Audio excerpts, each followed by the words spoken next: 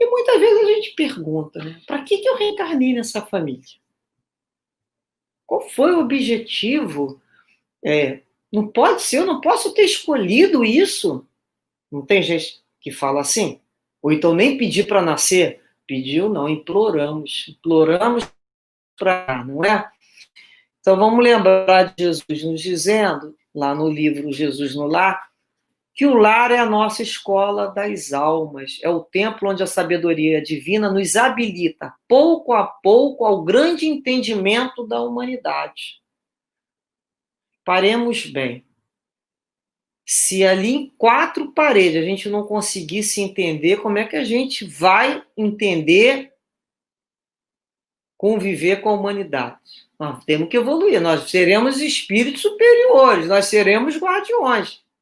Se nós ali não conseguimos nos amar, como é que vamos amar ao próximo que nem conhecemos? Talvez amar ao próximo que nem conhecemos no sentido de ser gentil. Porque a gente também conhece ali, só que ele vai para a casa dele e a gente vem para a nossa. A gente não come aquele famoso quilo de sal junto. Então isso, né? A gente fala, eu gosto mais do outro. Não, a gente não comeu o quilo de sal com o outro. Então a gente gosta porque a gente só vê o outro por, né, rapidamente, em imagens, em flashes da vida. Então a gente pensa, o que eu vim fazer nessa família? Vim para essa família para aprender. Foi o que Jesus nos disse. É a escola da alma. Vim para aprender. E eu estou aprendendo o que é que? Às vezes a gente está aprendendo a ser mais disciplinada naquela família. É uma família que vai, às vezes, valorizar o estudo, vai colocar a gente para aprender o valor de estudar, de ler. Uma família que valoriza o trabalho, o valor do trabalho. A ser mais humilde.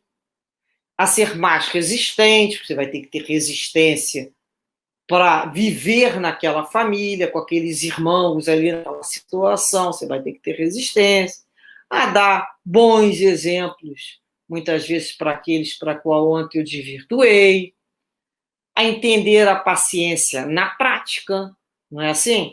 Tem algumas casas, né, que as Donas Marias, espíritos, almas bondosas e generosas e anônimas, completamente anônimas, são verdadeiras escolas para ensinar paciência. Você vê como é que aquela mãe age com aqueles filhos, assim, isso é paciência, isso é amor, isso é renúncia, isso é abnegação.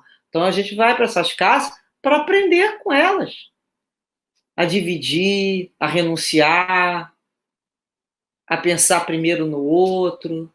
Então, são essas famílias e escolas que a gente aprende a conviver com o outro dentro da possibilidade dele, sem aquelas ilusões, entendendo, né, que sem ilusão de achar que vai modificar o outro, né, porque a gente sabe que semeia a planta, mas a colheita é de Deus, e nos cabe caminhar.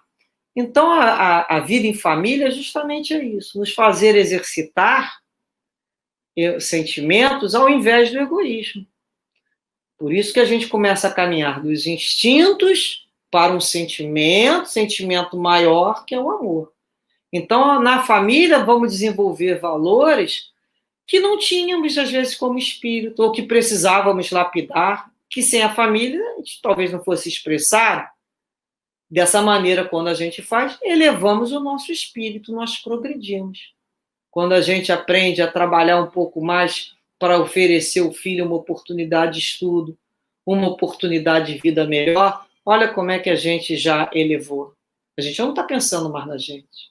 Quando a gente já divide lá, né, nossa comidinha para que outros comam junto, o nosso lar, quando a gente pensa, né, no irmão, em acolher o irmão, olha como é que a gente passou a desenvolver emoções que se a gente morasse sozinho, não tivesse compromisso com ninguém, talvez a gente não modificasse. Então a gente tem que lembrar que tudo faz parte de uma programação espiritual e esse encontro de família, ele vai ocorrer dentro das necessidades do reencarnante. Então nós vamos lembrar lá dos mapas, né? André Luiz fala muito nos seus livros dos mapas genéticos que o reencarnante, o candidato à reencarnação, vai escolher, de modo escolher um corpo para suas manifestações físicas, psíquicas, a área de saúde ou doença, a normalidade, a memória. a duração daquele corpo. Isso tudo corre, né? Um debate entre o futuro reencarnante e os seus fiadores espirituais. Tem que lembrar que tem fiador espiritual, tem mentor espiritual, que vai conversar com a gente dizendo, menos, né? Você não vai aguentar isso tudo aí, não. Porque a gente acha que é capaz, que está no plano espiritual, aí é mais fácil. Mas vem para cá, vem para o cadinho. Calma, vamos aos poucos, vamos trabalhando uma. Então, o mentor espiritual vai mostrando para o livre-arbítrio. Mas pega mais um pouquinho, vê mais essa situação. Então, a gente vai ali trabalhando, né, as nossas dificuldades, nossos problemas a vencer com aquelas criaturas.